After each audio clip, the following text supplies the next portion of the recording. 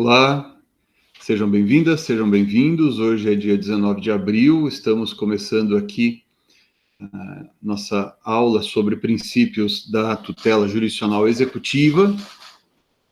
Nós tivemos uma primeira aula sobre essa matéria na semana passada, né? Na semana que passou, a gente começou a estudar esse tema, e na ocasião a gente apresentou uma visão geral de quais são os princípios da tutela jurisdicional executiva que serão aqui por nós empregados, estudados. Eu comentei com vocês, naquela ocasião, que a expressão princípio é polissêmica, né? Usa-se esse termo com vários sentidos, com vários significados na doutrina e na jurisprudência brasileiras, né? Então, por exemplo, quando nós nos referimos a princípios da execução, nós aqui no nosso estudo, e assim também vários autores que vocês vão consultar, nós nos referimos àquilo que a doutrina chama de princípios de organização técnica. Ou seja, são princípios que revelam como o sistema ou um microsistema jurídico, ele é organizado, ele é estruturado. Então, por exemplo, quando nós falamos do princípio da nula executio sine titulo, isso significa que se o sistema adota esse princípio, em termos absolutos, aquele que não detém um título executivo não pode ajuizar a ação de execução. Quando a gente fala em princípio da autonomia, nós observamos que, em determinadas circunstâncias, a lei determina que o órgão jurisdicional examine apenas determinados assuntos, alguns assuntos, e não outros, né? A ponto de, durante muito tempo, se ter pensado, por exemplo, que não haveria cognição no processo de execução. A gente vai falar bastante disso hoje. Então, nós aqui estamos falando de princípios de organização técnica. Então, não são necessariamente temas da mesma natureza, por exemplo, expressões como dignidade da pessoa humana, embora muitos de nós, quando nós falamos da dignidade da pessoa humana, eu mesmo várias vezes acabo fazendo isso, né, me referindo a princípio da dignidade da pessoa humana. Na verdade, este não é um princípio igual ao princípio, sei lá, da nula executio sine titulo, por exemplo, né? Então, a dignidade da pessoa humana é a base dos direitos fundamentais, está ali na nossa Constituição Federal, artigo 1º, inciso 3º, e não é a dignidade da pessoa humana um princípio da execução apenas e tão somente, né?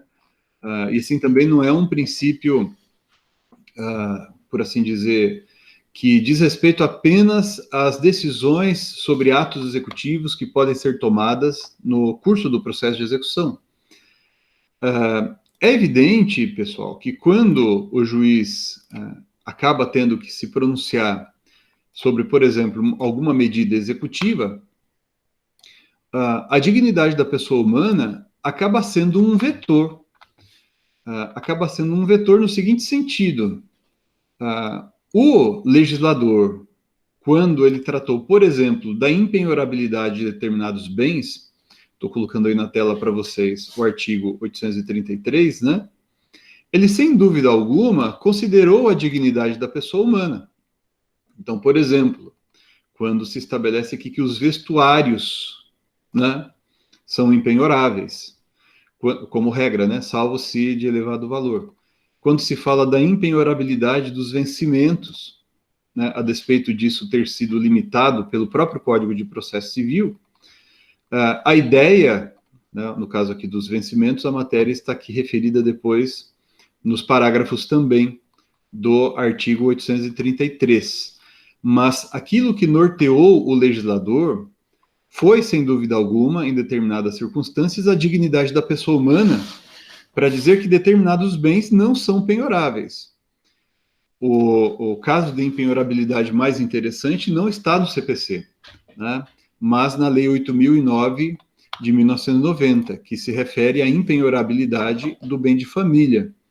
Então, é evidente que o legislador, quando estabeleceu algumas regras relacionadas a impenhorabilidades, determinado que alguns bens podem, outros não ser objeto de penhora, ou seja, podem ser identificados como bens a respeito sobre os quais incidirão as medidas executivas, é evidente que o legislador considerou isso. E o legislador também considera isso, por outro lado, pessoal, quando ele estabelece, eventualmente, uma tutela executiva mais grave, mais severa, a depender da modalidade do bem jurídico tutelado, né?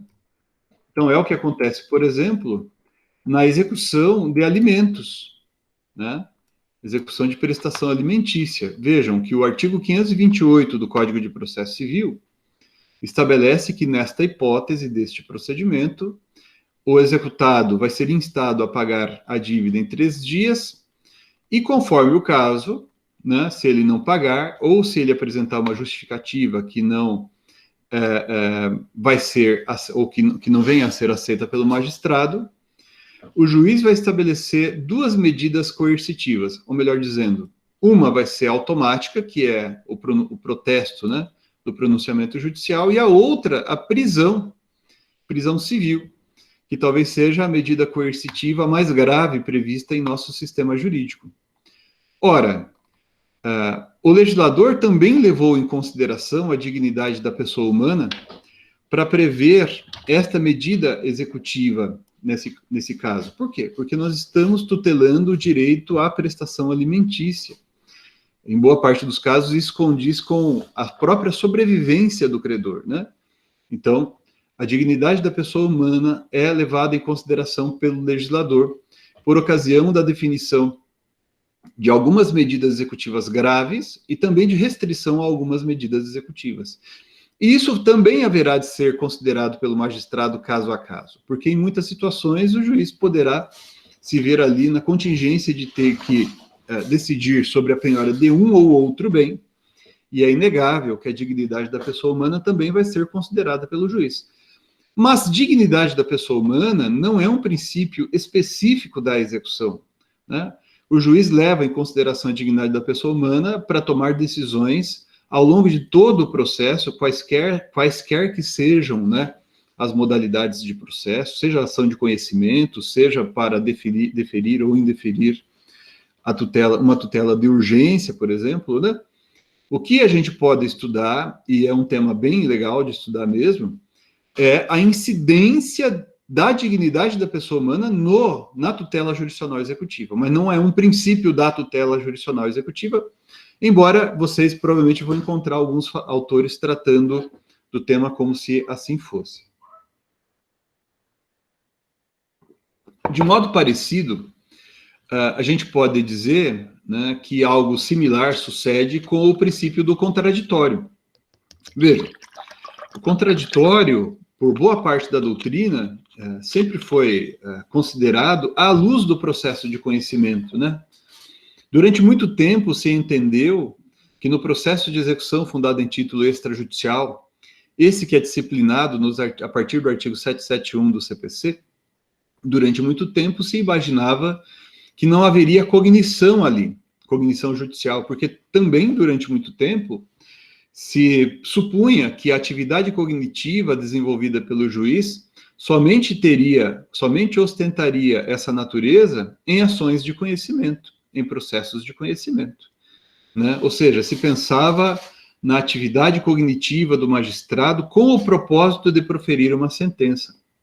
Mas, mais recentemente, né, evoluiu a doutrina para considerar que também há cognição no processo de execução, mesmo na execução fundada em título extrajudicial, que, como nós veremos daqui a pouquinho, se assenta na ideia de autonomia entre processo de execução e processo de conhecimento, né? Se assenta nessa ideia de autonomia, tá certo? Então, há contraditório na tutela jurisdicional executiva? Sim, há, e nós citaremos vários exemplos daqui a pouco. Agora, o contraditório não é um princípio da tutela executiva. O que acontece é que nós o estudamos, né, à luz do processo como um todo. E também, quando nós nos referimos à tutela executiva, né, se manifesta o contraditório, de acordo com a modalidade de processo, de acordo com aquilo que se realiza no âmbito cognitivo, como nós veremos daquele procedimento, certo? Então, não é um princípio da tutela executiva. Às vezes, vocês vão encontrar isso em alguns autores, ali no item dedicado a essa matéria, né? Mas, nesses casos, o que esses autores estão fazendo, e me parece que com correção, inclusive, é tratando da incidência desse princípio no processo de execução, tá bom? Um outro interessante é o chamado princípio da menor onerosidade. A matéria está ali no artigo 805 do Código de Processo Civil, né, no caput do artigo 805 do Código de Processo Civil. Vejam ali comigo, vou colocar na tela aqui para vocês também.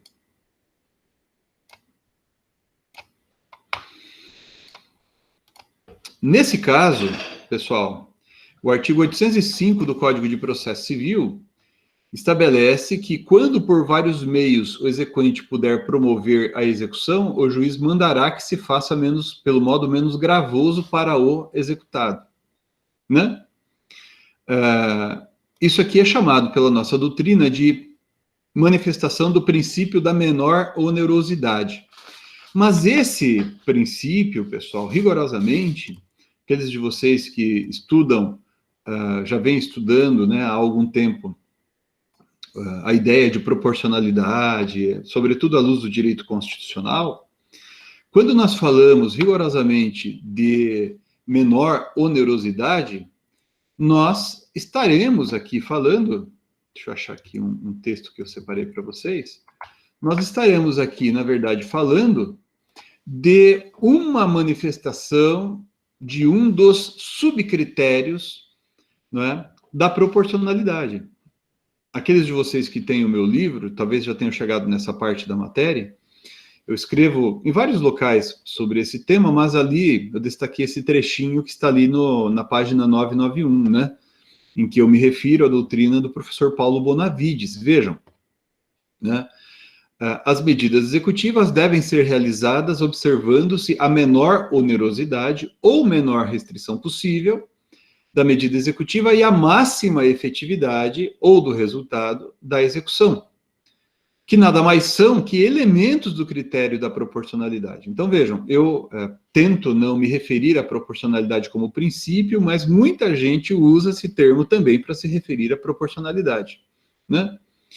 E, de acordo com esse critério da proporcionalidade, deve haver uma relação adequada entre um ou vários fins determinados e os meios com que eles são levados a cabo. Daí, ainda me baseando na doutrina do professor Paulo Bonavides, né? Destacam-se, pois, os seguintes elementos. O meio escolhido deve ser adequado, deverá ser necessário esse meio, não excedendo os limites indispensáveis à conservação do fim legítimo que almeja, e, por fim, deve-se realizar a ponderação, entre aspas, né, ainda de acordo com essa linha doutrinária, entre os bens ou interesses em jogo, a fim de que o sacrifício imposto a um dos interesses seja efetivamente necessário e justificável. Vejam, pessoal, esses critérios, portanto, eles andam em conjunto. E é por isso que, a meu ver também com acerto, né, o artigo 805, caput, deve ser lido com o seu parágrafo único, né? Então, não há apenas a menor onerosidade a que se refere o artigo 801 caput, mas também a máxima efetividade. E é disso que fala o parágrafo único do artigo 805. Ao executado que alegar ser a medida executiva mais gravosa, incumbe indicar outros meios mais eficazes, certo? Sob pena, etc., de manutenção dos atos executivos. Então, notem, o que estou querendo dizer aqui para vocês é que menor onerosidade é estudado, nós vamos falar bastante disso aqui, é estudado pela doutrina, quando fala dos princípios da execução, mas se a gente pensar bem, menor onerosidade é um dos elementos do critério da proporcionalidade, e esse critério da proporcionalidade, ele é compreendido em vários elementos, inclusive o da máxima efetividade, a que se refere o parágrafo único do artigo 805. Sob esse ponto de vista, pessoal, a menor onerosidade não é um princípio da execução, mas um elemento do critério de proporcionalidade que incide em quaisquer decisões judiciais. Porque seja o juiz decidindo na execução, seja o juiz decidindo sobre se saber se tutela o interesse jurídico ou bem jurídico A em detrimento do B, e assim sucessivamente numa ação de conhecimento ou para deferir uma tutela de urgência, né, sempre será necessário considerar o critério da proporcionalidade, que informa tanto a atuação do legislador quanto a do magistrado. Tá certo?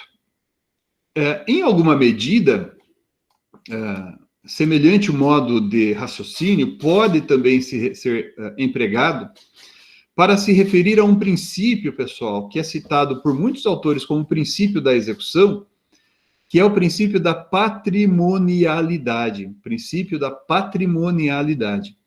De acordo com essa ideia, patrimonialidade, os atos executivos, né, eles incidem apenas sobre o patrimônio material, patrimônio que pode ser convertido em pecúnia, né, aquilo do executado que integra a sua esfera patrimonial. Código de Processo Civil de 2015, neste ponto, refere-se a essa matéria, vejam ali comigo, no artigo 789. No artigo 789, tá certo?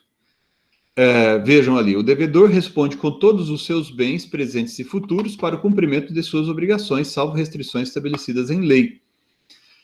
Então, sob essa perspectiva, os atos executivos poderiam incidir apenas sobre o patrimônio do executado, e não sobre outras esferas e não sobre outros aspectos ou sobre outros bens de sua esfera jurídica. Agora, notem, os atos executivos, pessoal, como nós sabemos, eles não incidem apenas e tão somente sobre o patrimônio. Aliás, a gente citou um exemplo, agora há pouco, né, da execução de alimentos, em que se autoriza o emprego da medida coercitiva contra o executado, prisão civil. Então, o executado que em 3 dias não cumpre a obrigação, ele pode ser submetido à prisão civil, nos termos do artigo 528, né, do Código de Processo Civil, como a gente já mencionou. Agora, nesse caso, pessoal, a medida executiva, ela incide sobre outra esfera do executado que não o seu patrimônio, mas sim sobre sua liberdade, com o propósito de compelir o executado ao cumprimento da obrigação. Certo? A execução não é satisfeita com a prisão civil. A execução não é satisfeita com a prisão civil. Notem que o Código de Processo Civil, no parágrafo 5º do artigo 528, parágrafo 5º diz que o cumprimento da pena não exime o executado do pagamento das prestações vencidas e vincendas. Ou seja, a prisão civil é empregada como medida coercitiva e não em cunho reparatório. Né? Isso aqui é interessante, por quê? Porque a ideia de patrimonialidade surgiu num movimento, vamos chamar assim, civilizatório da execução, com o propósito de não se realizarem atos executivos, sei lá, sobre o corpo do devedor, por exemplo. Então, se o devedor não paga uma dívida, o credor teria o direito de retirar uma parte do corpo do devedor em satisfação da obrigação. Claro que isso não incide mais, pelo menos no âmbito brasileiro, né, que não admite o manejo de medida executiva dessa maneira. Então, se sou credor de uma quantia em dinheiro, eu tenho o direito de receber o dinheiro, e eu posso me valer de medidas executivas com esse propósito.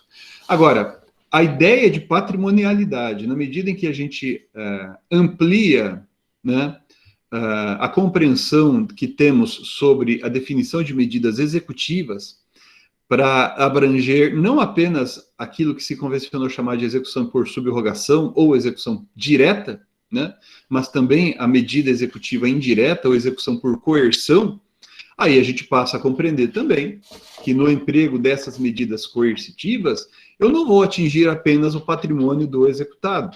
Né? Então, eu posso, sem dúvida, estar diante de medidas coercitivas patrimoniais, mas eu tenho outras medidas coercitivas, que a gente poderia chamar de medidas coercitivas pessoais, como é o que acontece no caso da execução de alimentos, a que a gente já se referiu, e há outras medidas coercitivas que também não são meramente patrimoniais, ainda que repercutam no patrimônio do executado, como essas que vêm sendo aí noticiadas, inclusive na imprensa, tem sido objeto de atenção na nossa jurisprudência, a gente vai falar disso várias vezes, né?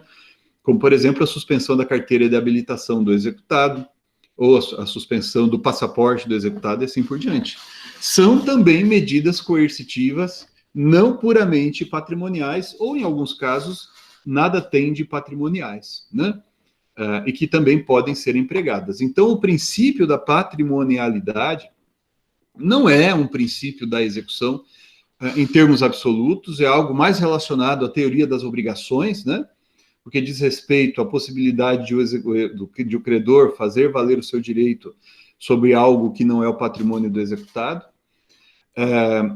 mas é estudado também pela nossa doutrina, sobretudo quando nós falamos do emprego de medidas executivas. Por isso que a gente vai voltar a falar dessa ideia de patrimonialidade, dos limites dos atos executivos, quando estudarmos tipicidade e atipicidade das medidas executivas.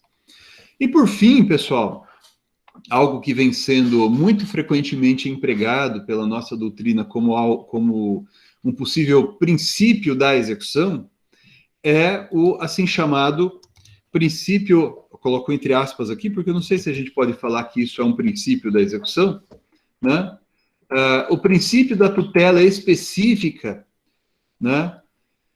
O princípio da primazia da tutela específica em relação à tutela genérica da execução. Esse tema é referido no Código de Processo Civil, no artigo 497 e no artigo 536. Né? Esse aspecto aqui é textualmente mencionado pelo Código de Processo Civil. Então, vejam ali, o artigo 497 estabelece que na ação que tem por objeto a prestação de fazer ou de não fazer, o juiz, sendo procedente o pedido, concederá a tutela específica, certo?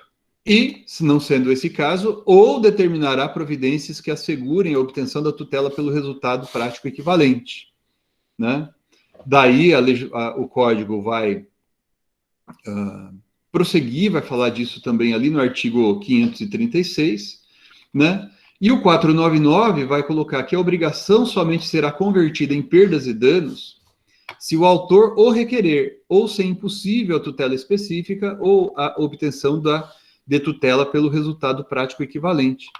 Então, por que a doutrina tem chamado atenção para esse aspecto, né? E muitos autores têm falado em primazia da tutela específica sobre a tutela genérica. A tutela genérica, pessoal, de acordo com doutrina bastante tradicional, ela se dá com a conversão da tutela específica em perdas e danos, né? Então, quando não é possível, por exemplo, a entrega de alguma coisa que era devida ao credor, a tutela específica torna-se impossível. Se não for possível, a tutela pelo equivalente converte-se em perdas e danos. Isso tem sido enfatizado pela doutrina mais recente, para extremar o que acontecia há algum tempo, alguns anos, décadas, na verdade, sobretudo até antes da reforma de 1994, no Código de Processo Civil de 2015, em que a Lei Processual Civil, o Código de Processo Civil, ele não era preparado para a tutela específica, mas apenas pela tutela, pelo resultado prático equivalente, pelo equivalente em pecúnia, pelo equivalente em perdas e danos. Então, não sendo possível o cumprimento da obrigação, né, tal como convencionado ou tal como presente na lei, obrigação de fazer, não fazer, ou de entregar coisa, converte-se em perdas e danos. E se vocês observarem, o Código Civil ainda contém disposições que sugerem isso, né? Que se o devedor não cumpre a obrigação de fazer, isso se converte em perdas e danos automaticamente. Então, de certo modo, pode-se mesmo dizer que lá atrás poderia se confundir isso como uma primazia da tutela genérica sobre a específica. Mas se isso é verdadeiro, pessoal, isso eventualmente poderia ser considerado verdadeiro, à luz do sistema anterior a 94 do Código de Processo Civil, embora o CDC, né, de 1990 já contivesse algo nesse sentido, né, o fato é, o Código de Processo Civil de 2015, e assim também o Código de 73, após as reformas de 94 e de 2001, dá primazia à tutela específica, que significa a tutela correspondente à tutela, né, que propicia ao credor, né, aquilo que ele já teria efetivamente direito à luz, né, da relação do direito material, do direito substantivo aplicável, etc. Então, eu tenho direito a uma prestação de fazer. Nesse caso, a tutela específica consiste na prestação de fazer, tal como convencionada, tal como prevista na lei, né? A conversão em perdas e danos só se dá, vejam, se impossível tutela pelo equivalente, né? Ou se o credor desde logo o requerer. Então, eu comprei um veículo, eu tenho direito a um veículo dessa marca, desse ano e desse modelo que a concessionária tem que me entregar. O que seria a tutela específica? A entrega deste veículo exatamente. Agora, se não for possível a tutela específica, por quê? Porque esse veículo saiu de linha, existe a marca, mas o modelo mudou, né? Não é mais o veículo do ano, sei lá, 2019, mas agora vai ser entregue um veículo do ano 2021. Isso corresponde ao resultado prático equivalente ao do adimplemento. Veja, nesse caso, embora em substância a prestação não é entregue tal como prevista na lei ou no contrato, incumbirá ao executado, né, tomar providências que se aproximem ao máximo possível da tutela específica. Por isso que a gente fala em resultado prático equivalente, né? Há uma espécie de fungibilidade, vamos chamar assim, né? E se isso não for possível também, ou se o credor assim o requerer, daí indenização por perdas e danos, né? Que daí é a tutela genérica. Agora, essa expressão não é de todo feliz, porque na execução para o recebimento de quantia em dinheiro, que eu vou ajuizar contra o devedor, né? Ora, o recebimento do dinheiro corresponde à tutela específica, né? Tanto é por isso, pessoal, que o Código de Processo Civil, né, quando ele trata da execução para o recebimento de quantia em dinheiro, e fala ali da ordem dos bens que podem ser penhorados, eu vou colocar aqui na tela para vocês, ali no artigo 835, vejam ali comigo, por gentileza. Notem, o artigo 835 está falando da penhora, e a penhora é ato executivo que ocorre na execução para o recebimento de quantia em dinheiro, certo? Então, eu estou movendo uma execução contra um devedor que deve dinheiro, eu quero receber dinheiro. Então, por isso que o artigo 835 diz, ó, a penhora observará preferencialmente a seguinte ordem. E no inciso 1º já faz referência ao próprio dinheiro.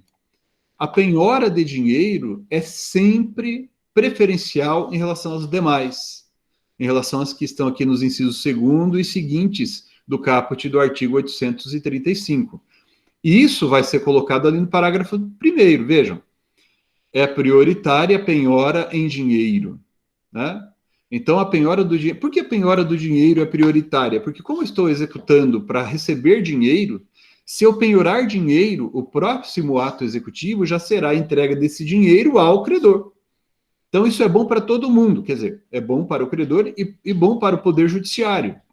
Por quê? Porque se eu penhorar outro bem diferente de dinheiro, qualquer que seja o bem que esteja daqui em diante, a partir do inciso 2º, eu terei que converter esse bem em dinheiro. Então, se eu penhorei uma aeronave, por exemplo, numa ação de execução, eu vou ter que propiciar a transformação desse bem em dinheiro. Como é que eu faço isso? Alienando este bem, né?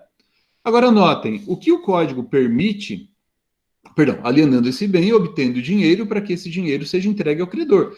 Mas isso dá trabalho, eu vou ter que avaliar o bem, eu vou ter que marcar um leilão desse bem, haverá ali participação de pessoas que podem litigar entre si, né? Quando eu penhoro um bem, eu tenho sempre aquela questão do direito de preferência sobre a penhora sobre aquele bem.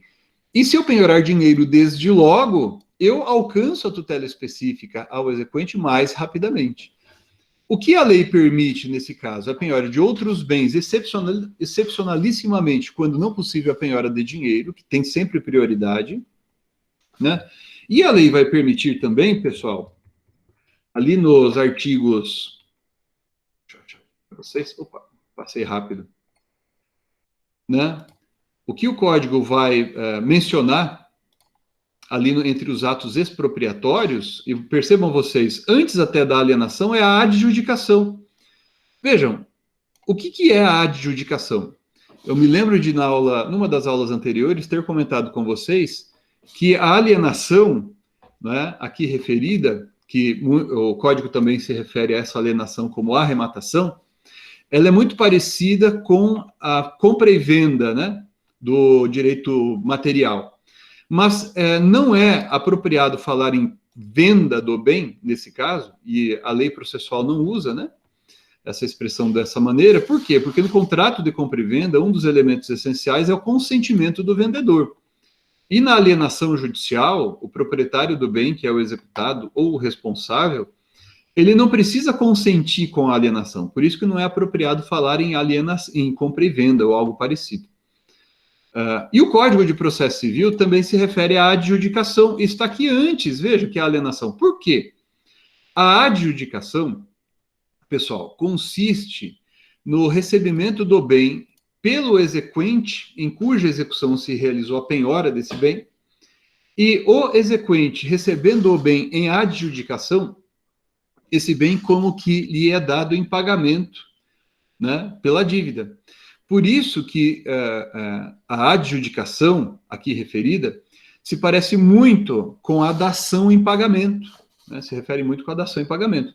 Agora, não é dação em pagamento. E por que não é dação em pagamento? Porque na dação em pagamento, né, é imprescindível o consentimento, a manifestação de vontade do devedor, né? Então, A é credor de bem em relação a determinado objeto. B oferece em pagamento outra coisa, outro objeto. Daí se dá a dação em pagamento, que é a entrega de um bem diferente daquele que era objeto do contrato, por exemplo, né, em satisfação da obrigação. A adjudicação se parece com a dação em pagamento porque o exequente, nesse caso que eu estou mencionando, ele aceita receber o bem penhorado, né, em substituição ao dinheiro que lhe seria devido. Então, eu ajuizei uma ação de execução para recebimento de R$1 milhão, não achei dinheiro para penhorar nas aplicações financeiras, por exemplo, do executado, não encontrei, mas daí encontramos um imóvel rural do executado, que está avaliado ali em R$1 milhão também. Eu olho para esse bem, considero que a avaliação é razoável, e que foi desse bem que foi penhorado, considero a avaliação razoável e aceito receber esse bem em pagamento, eu, exequente. O executado não precisa concordar com isso, né? A manifestação de vontade dele, executado, é irrelevante, porque ele se submete, ele se sujeita aos atos executivos. Então, eu, exequente, posso receber esse bem em pagamento. Percebam que, nesse caso, não houve tutela específica. Por quê? O que é a tutela específica? É aquela que corresponde ao bem devido, tal como previsto na lei ou no contrato, antes da mora do executado. Eu era credor de R$1 milhão, mas eu aceitei receber aquele bem imóvel que foi penhorado em pagamento. Não é uma dação em pagamento, porque o proprietário, no caso o devedor, ele deveria consentir com a dação em pagamento. Mas como é uma execução, basta a manifestação de vontade do exequente. A gente vai ver todo o procedimento, né, que existe para isso, mas basicamente é isso que sucede. Mas isso se dá por manifestação de vontade do exequente. Ele tem direito ao recebimento de quantia, mas se ele não o desejar, ou melhor, se ele achar apropriado, ele pode optar pela adjudicação. Então vejam, pessoal, até aqui, a gente vem falando com vocês desde as 7h50, acho, né? Foram aproximadamente 30 minutos de exposição. Nós nos referimos a fenômenos que são tratados como princípios por boa parte da doutrina, certo? Mas que, na verdade, não são princípios específicos da execução. Alguns deles, talvez a gente nem pudesse chamar de princípios, mas nós tratamos dessa matéria nos livros que a gente escreve, e aqui também na aula eu não poderia deixar de falar para vocês. Então, contraditório não é princípio da execução, mas vale estudar à luz da execução, assim como dignidade da pessoa humana. A menor onerosidade, que na verdade é um dos elementos do critério da proporcionalidade, a gente estuda bastante, não é? Quando estuda os atos executivos. Então, por exemplo, a gente mencionou há pouco ali que, salvo com a exceção do dinheiro, que se for identificado, ele deve ser penhorado com primazia, o juiz haverá de decidir entre os outros bens à luz das circunstâncias do caso, está no parágrafo 1º do artigo 833. Então, o juiz vai considerar os elementos da proporcionalidade para definir qual dos bens vai ser penhorado, né? Então, a máxima efetividade junto com a menor onerosidade. A menor onerosidade nunca é examinada sozinha, Por isso que mais apropriado, no caso, seria falar em proporcionalidade, o critério da proporcionalidade aplicado na execução. E também a ideia de primazia da tutela específica, que muitos têm chamado como um dos princípios que informam a tutela executiva, né? Bom, agora eu quero passar para uma segunda parte da nossa exposição de hoje aqui, que diz respeito, pessoal, à autonomia entre cognição e execução, certo? E ao sincretismo entre cognição e execução. Eu enviei para vocês, né, um julgado, que eu coloquei ali no grupo, do nosso grupo ali, um julgado, na verdade, a notícia e o julgado, né? A decisão foi noticiada aqui no site do STJ, na semana passada. Eu vou colocar aqui o link para vocês da notícia, né? Uma decisão bem interessante, em que houve voto de um dos ministros, o ministro Cueva, e a ministra Nancy Andrighi votou em sentido diferente e a posição dela prevaleceu. É interessante notar, eu recomendo a vocês a leitura desse julgado, né? Eu já disponibilizei para vocês ali o link com o julgado, com a notícia e com o julgado. E vejam, relator e depois relatora para acórdão, ministra Nancy Andrighi. Uma coisa que eu vou chamar a atenção de vocês, eu vou ter que dar uma busca, ó, só para vocês verem. Não está aparecendo. Assim. A ministra Nancy Andrighi, nessa decisão, ela se refere várias vezes, pessoal, ao sincretismo processual, né? Ao sincretismo processual. Vejam aqui, ó. Dela faz menção à reforma da Lei 11.232 de 2005, que aboliu o processo executivo autônomo de títulos executivos judiciais de obrigação de pagar quantia, inaugurando o denominado sincretismo processual. E o que é o sincretismo processual? Que se caracteriza pela fusão em um único processo das tutelas cognitivas e executivas. Então, notem, o princípio do sincretismo é um desses princípios que informam hoje a tutela executiva e que se caracteriza, para usar a expressão aqui da ministra Nancy Andrighi, pela fusão em um único processo das tutelas cognitivas e executivas. E ela se refere ao processo executivo autônomo de títulos executivos judiciais para obrigação de pagar quantia em dinheiro, nesse caso aqui. Tá? Eu recomendo a leitura da íntegra do julgado, tá certo? Da notícia e da íntegra do julgado, para a gente entender esses dois fenômenos. Vejam que ela falou ali que na execução de sentença eu não estaria mais diante da autonomia, mas do sincretismo, que significa essa mistura, essa fusão. Agora, na execução fundada em título executivo extrajudicial, o processo de execução fundado em título executivo extrajudicial ainda é informado pelo princípio da autonomia entre cognição e execução. Ou seja, os atos cognitivos e executivos não acontecem necessariamente no mesmo processo, fundidos no mesmo processo, como disse a ministra Nancy Andrighi. Então, que tarefa nós devemos desempenhar agora, nesses próximos minutos de que dispomos aqui para a nossa exposição? Identificar em que situações, né, em que circunstâncias, o processo é informado pelo princípio da autonomia ou pelo princípio do sincretismo, tá certo? Identificar as consequências disso, né? Ver em relação a cada uma das modalidades de ações executivas em que medida o princípio incide. A ministra Nancy Andrighi, nesse caso, nesse voto que vale a pena, nesse acórdão que vale a pena ler a íntegra, pessoal, ela faz referência ao sincretismo na execução para o recebimento de quantia em dinheiro. A gente vai verificar que o efetivo sincretismo se dá nos casos do 497, 498, 536 e seguintes, no que diz respeito à tutela executiva de deveres de fazer ou de não fazer, reconhecidos e entregar coisa reconhecidos em decisão judicial. Mas nós observaremos que o Código manteve o binômio condenação e execução em relação à obrigação de pagar quantia em dinheiro.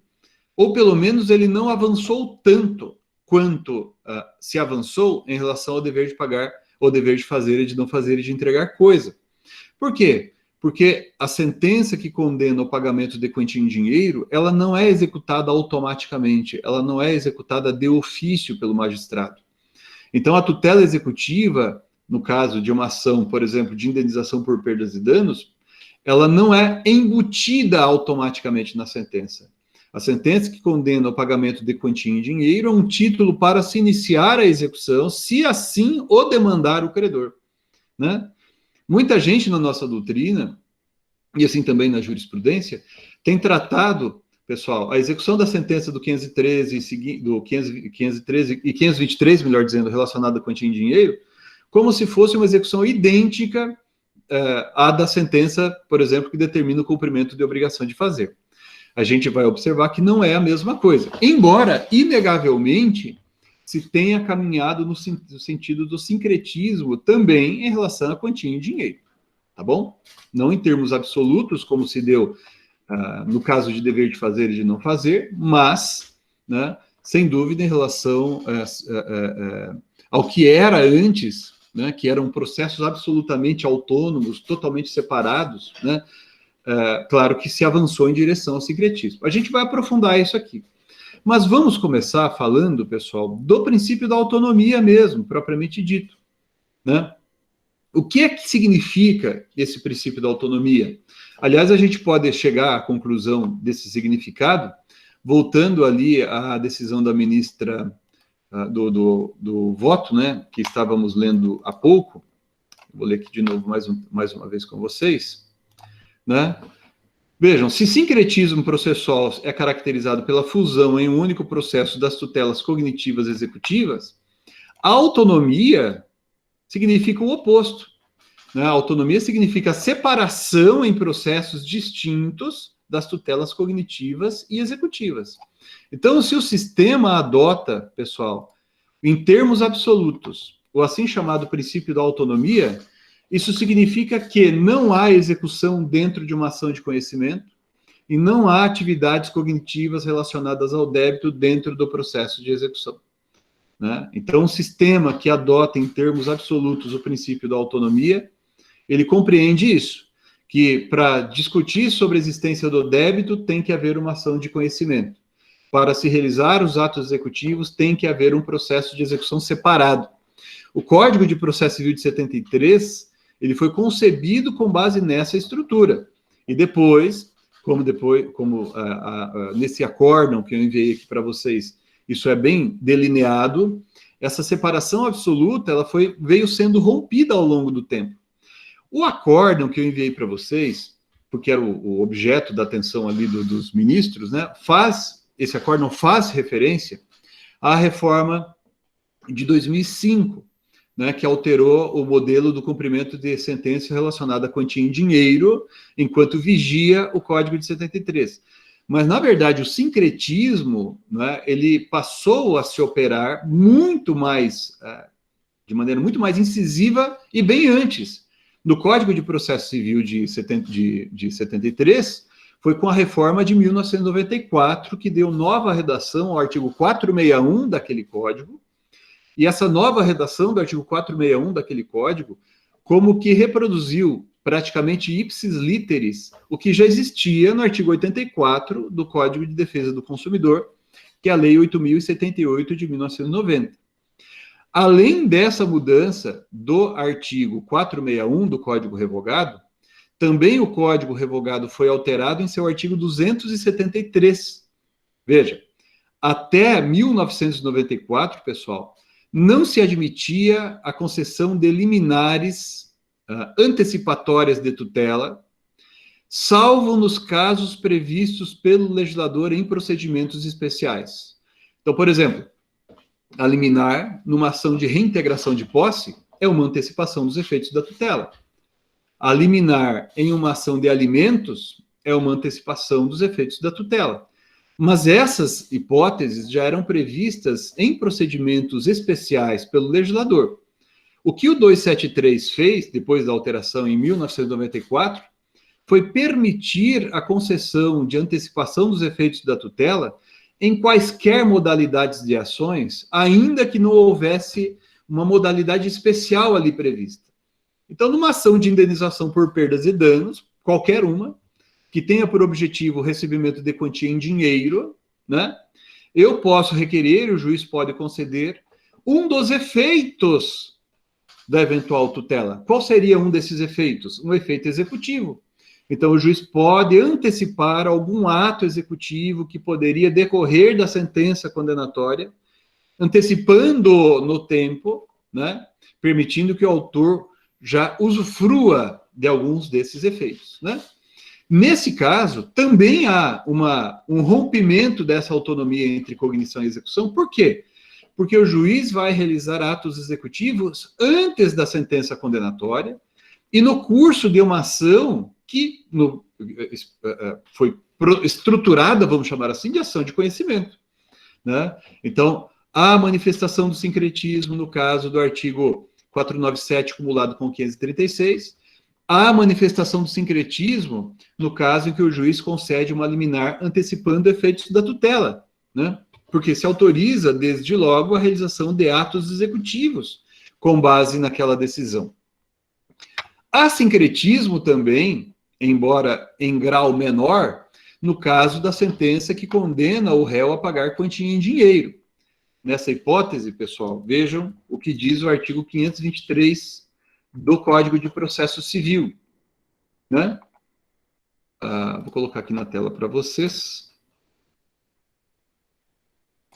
O artigo 523 do Código de Processo Civil, ele estabelece que no caso de condenação em quantia certa, é sempre, quando a expressão é quantia certa na lei, é sempre quantia em dinheiro. Daí diz aqui a lei, o cumprimento da execução da sentença far-se-á a requerimento do exequente, né? Algo parecido já está também no parágrafo 1º do artigo 513, pessoal. Vejam ali. Diz a lei, o cumprimento da sentença que reconhece o dever de pagar quantia provisória ou definitivo far-se-á a requerimento do exequente. Por que o Código faz essas distinções aqui? Porque ele chama atenção para esse fato de, na execução para o recebimento de quantia, nós dependermos de provocação de nova demanda, sustento eu, do exequente. Foi uma opção do legislador. Quando eu participei da comissão que fez o anteprojeto do CPC, lá em 2009, a gente sugeriu, na nossa proposta estava que também aqui haveria uma execução de ofício, à semelhança do que acontece nos casos do artigo 497, cumulado com, né, 536 do CPC. Nesse caso do artigo 497, pessoal, né, cumulado com o artigo 536, o juiz profere a decisão e já determina os atos executivos de ofício, independentemente de nova demanda do credor exequente. Então, por isso que eu faço essa distinção. Agora, os atos executivos vão se realizar nos mesmos autos. Se o credor requerer a execução, os atos executivos vão se realizar nos mesmos autos, né, em que proferida a sentença que condenou o réu a pagar quantia em dinheiro. Mas isso não chega a ser um sincretismo absoluto, à semelhança do que acontece no caso dos artigos 497, cumulado com 536 do CPC. Mas, em se tratando da execução, execução fundada em título executivo extrajudicial, pessoal, o Código de Processo Civil se assenta no princípio da autonomia, o que significa a incidência do princípio da autonomia no processo de execução fundado em título executivo extrajudicial. Significa que, nesse caso, os atos executivos vão se realizar, né? Significa que, nesse caso, os atos executivos vão se realizar em um procedimento ou em um processo puro, no sentido de que, não, pelo menos como regra, não se realiza cognição sobre a existência do débito naquele curso ou no curso daquele processo. Eu vou pegar uns artigos aqui e citar como exemplos para vocês, para que a gente possa, percorrendo esse caminho, tentar gravar bem essa ideia. Tá bom? Então, vamos ali no Código de Processo Civil. Vamos começar com o que diz o artigo 798, artigo 798 do CPC. Eu gosto de citar o artigo 798 do CPC, e fazer um paralelo, pessoal, entre esse dispositivo e o artigo 319 do Código. O artigo 319 do Código trata da petição inicial nas ações de conhecimento. E numa petição inicial de ação de conhecimento, eu, autor, eu vou apresentar todas as minhas razões e pedir ao juiz que profira uma sentença dizendo se o meu direito existe ou não. Agora, na execução para o recebimento de quantia em dinheiro, ou assim também como outras obrigações, fundada em título extrajudicial, vejam, na minha execução, na minha petição inicial de execução, vejam, ao propor a execução, incumbe ao exequente instruir a petição inicial com o título executivo. Na doutrina, há autores, eu sigo esse entendimento, que defendem que o título executivo é a causa de pedir da execução. O título executivo é a causa de pedir da execução. Significa que o juiz, veja, eu, demandante na execução, eu não preciso convencer o juiz que o débito existe. Eu não preciso convencer o juiz que não há razões justificáveis para o não cumprimento da obrigação por parte do executado. O exequente, com base no título executivo, está autorizado a pleitear a tutela executiva, né? A doutrina define título executivo como a força necessária e suficiente para a execução. E é o que vai acontecer aqui nesse caso. Então, eu tenho o título executivo, né? O que o juiz poderá verificar, pessoal, vejam, é se o credor, né, tem a obrigação baseada em um título executivo. Vejam ali o que diz o 786. A execução pode ser instaurada caso o devedor não satisfaça a obrigação certa, líquida e exigível consubstanciada em título executivo. A gente vai estudar cada um desses elementos, né? A obrigação certa é aquela cujos, perdão da redundância, elementos são conhecidos, ou seja, quem é credor, quem é devedor, natureza da obrigação. Líquida é aquela cujo quantum encontra-se definido, e exigível é aquela obrigação que é atual, tá certo? Então, são os elementos. Agora, o juiz, pessoal, nos termos do artigo 803, ele poderá não admitir a execução por falta de título executivo. Nesse caso, ela é nula, né? E diz ainda o parágrafo único desse mesmo dispositivo que essa nulidade vai poder ser pronunciada, ou melhor, deve ser pronunciada de ofício pelo juiz. Então, percebam vocês que o juiz realiza no processo de execução uma cognição restrita apenas, pessoal, aquilo que é necessário para que ele, juiz, realize os atos executivos. Daí você diz assim, mas peraí, Medina, e se eu estou advogando aqui para o devedor, para o executado, e o executado me diz o seguinte, olha, eu não cumpri a obrigação de fato, mas eu não cumpri a obrigação pelo seguinte, o credor exequente, né, ele me vendeu um caminhão, um veículo automotor, e após a entrega, a primeira vez que eu fui usar esse veículo, ele não funcionou direito. Daí eu liguei para o seguro, foi para a concessionária disse que o motor já tinha um defeito anterior ao meu negócio. Ou seja, tinha um vício redibitório.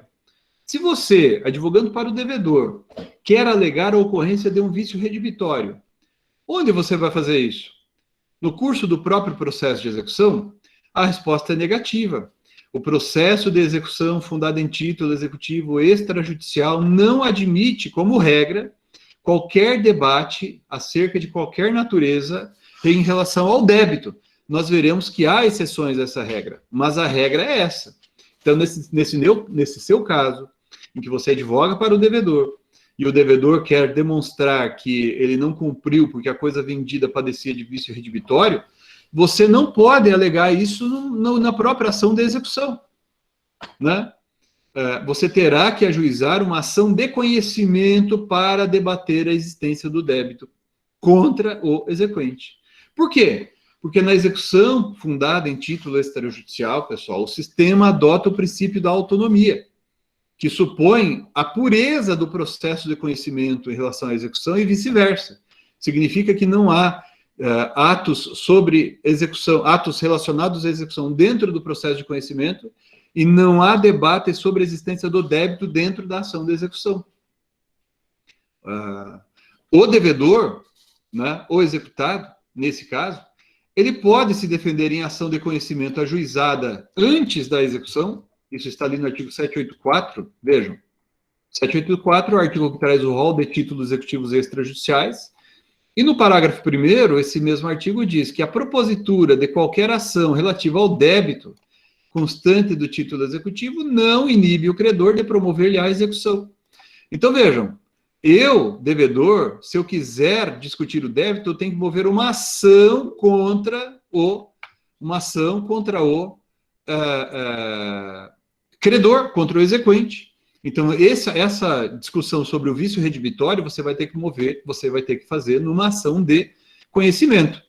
Ah, mas e se eu não ajuizei essa ação de conhecimento antes? Porque é disso que está falando aqui o 784, parágrafo 1º. Uma vez citado para a execução, você daí então, pessoal, vai poder apresentar embargos à execução. Os embargos à execução são ação típica, é um procedimento especial criado pelo legislador para que o executado se oponha à execução. Então, aqui na execução, nos termos do artigo 917, dentre outros temas, o executado vai poder alegar qualquer matéria que lhe seria lícito deduzir como defesa em processo de conhecimento.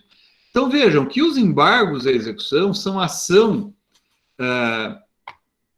procedimentalmente estabelecida pelo legislador como ação de conhecimento que tramita por um procedimento especial em que não há limites à cognição, à semelhança do que acontece no processo de execução.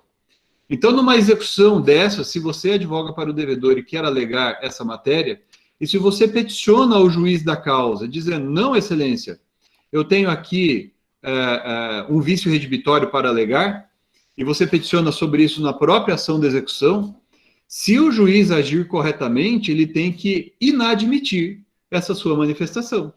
Ele vai ter que dizer o seguinte, olha, se o devedor tem alguma matéria para alegar relacionada ao débito, nesse caso, o vício redibitório, o suposto vício redibitório, ele, executado, tem que ajuizar uma ação de conhecimento contra o exequente, seja através dos embargos à execução. Então, os embargos à execução são um procedimento que permite, né, é uma modalidade de ação que permite que o executado veicule essa matéria, né, seja uma ação de conhecimento autônoma, né, não tem nenhum problema, mas não pode ser no curso do processo de execução. Isso significa, pessoal, que não há cognição no processo de execução fundado em título executivo extrajudicial? A resposta é negativa, porque há sim cognição na execução fundada em título extrajudicial. Agora, notem, no processo de execução fundada em título extrajudicial, a cognição que se opera, a cognição que se manifesta, ela é limitada no plano horizontal. O que significa dizer isso? Significa que o legislador delimita os temas que podem ser objeto de cognição. Ele dispõe ali sobre quais matérias podem, quais matérias não podem ser objeto de cognição pelo juiz. E basicamente, pessoal, a lei estabelece que o juiz deve realizar atos cognitivos sobre requisitos da execução, primeiro, e segundo, sobre validade e adequação dos atos executivos. Eu vou citar aqui alguns exemplos para vocês.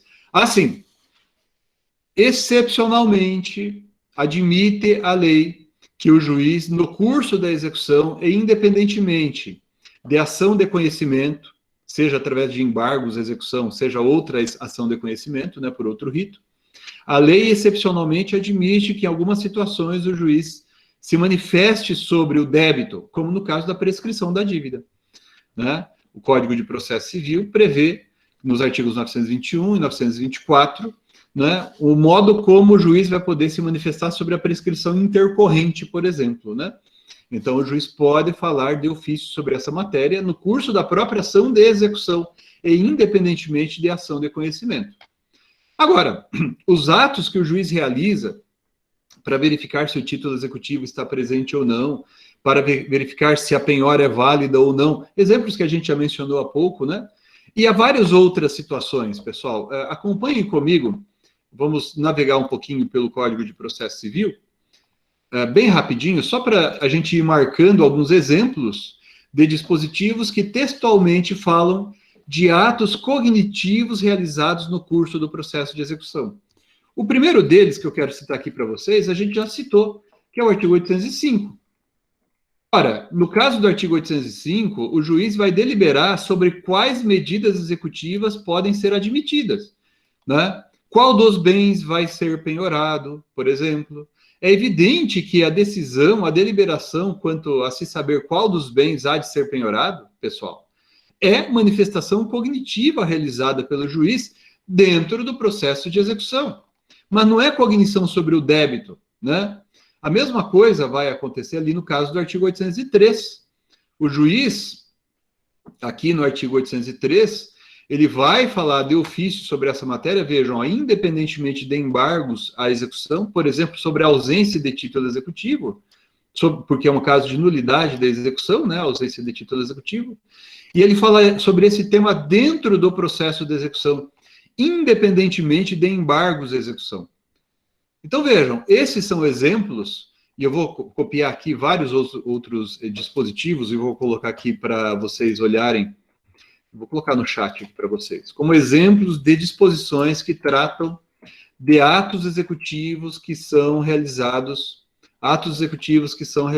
pelo magistrado no curso da execução. Atos executivos que são desempenhados pelo magistrado no curso da execução, né? São atos cognitivos sobre a existência do débito? Não. Como regra, não, salvo no caso que eu mencionei para vocês da prescrição e da decadência, perdão, da prescrição que está ali no artigo 921. Mas há cognição no curso da execução sobre os requisitos da tutela executiva e sobre validade dos atos executivos. Sobre esses temas, o executado, se ele quiser debater, pessoal, ele pode peticionar nos autos da execução. Então, vejam, por exemplo, o que diz o artigo 917, né? Parágrafo 1º. A incorreção da penhora ou da avaliação do bem penhorado poderá ser impugnada por simples petição pelo executado, independentemente de embargos, portanto. Então, há também aqui exemplo de manifestação da cognição dentro do processo de execução. Agora, por que o código, pessoal, o nosso Código de Processo Civil, ele se baseou nessa ideia de autonomia entre cognição e execução ao estruturar, né, o processo de execução e os embargos? Por que ele fez isso? Né? Na verdade, por duas razões. A principal delas, pessoal, é uma razão histórica. Eu já tive a oportunidade de comentar com vocês que o legislador do Código de 73, especialmente, ele se inspirou sobremaneira no direito comparado para separar, né, em autos distintos os atos de cognição e os atos de execução. E lá no direito italiano, os atos executivos são realizados primordialmente pelo ente que lá eles chamam de órgão executivo, que não é o mesmo que o juiz da causa. Lá, porque os atos executivos são realizados por um órgão e o juiz que decide sobre o débito está em outro órgão, quando eu, executado, quero debater sobre alguma coisa, eu tenho que mover uma ação de conhecimento, que lá eles chamam de oposição, e essa ação de conhecimento não pode ser decidida pelo órgão executivo, porque, por exemplo, participa do órgão executivo aquilo que aqui no Brasil corresponderia ao oficial de justiça, ao escrivão, e eles não decidem sobre o débito. Então, eu tenho que mover uma ação de conhecimento a ser decidida pelo juiz. Aqui no Brasil, rigorosamente, essa cópia não faz muito sentido. Por quê? Porque aqui no Brasil, os atos executivos são realizados pelo juiz. Né? A gente até mencionou numa das aulas anteriores sobre aquele projeto de lei da desjudicialização, mas se não incidir essa ideia daquele projeto, é o juiz no Brasil que faz tudo, que executa, que admite a execução e que decide sobre o débito. Então, nada impede que o legislador preveja que as defesas do executado, inclusive em relação ao débito, sejam apresentadas nos próprios autos, né? Porque é o mesmo juiz que decide sobre todos esses assuntos. Mas o legislador, no Brasil, sobretudo em relação à execução de título extrajudicial, separou cognição e execução. Isso vai ter muita repercussão, pessoal. Isso vai ter muita repercussão. Eu vou até colocar aqui para vocês entre aspas.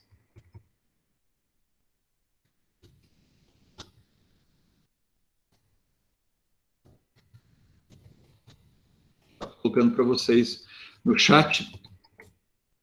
Isso vai ter muita importância para nós entendermos qual matéria pode e qual matéria não pode ser alegada pelo executado através de uma exceção de pré-executividade.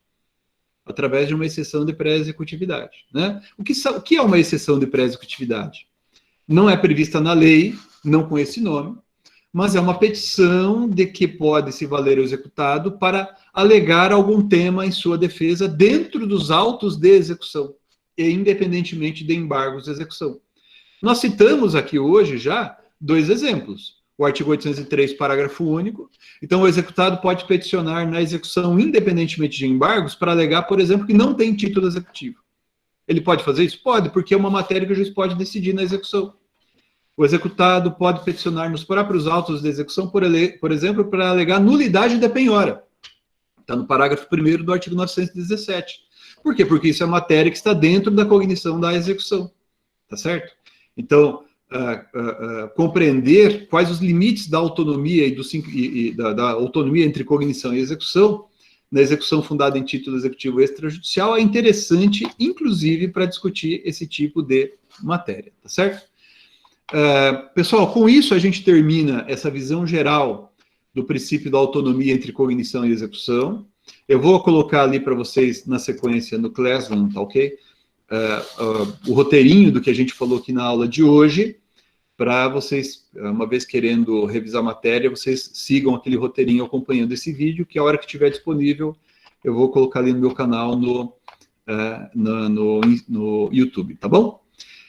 Obrigado, eu vou interromper aqui para depois prosseguirmos com dúvidas, e na aula que vem, na aula de amanhã, a gente vai falar de nulla executio sine titulo.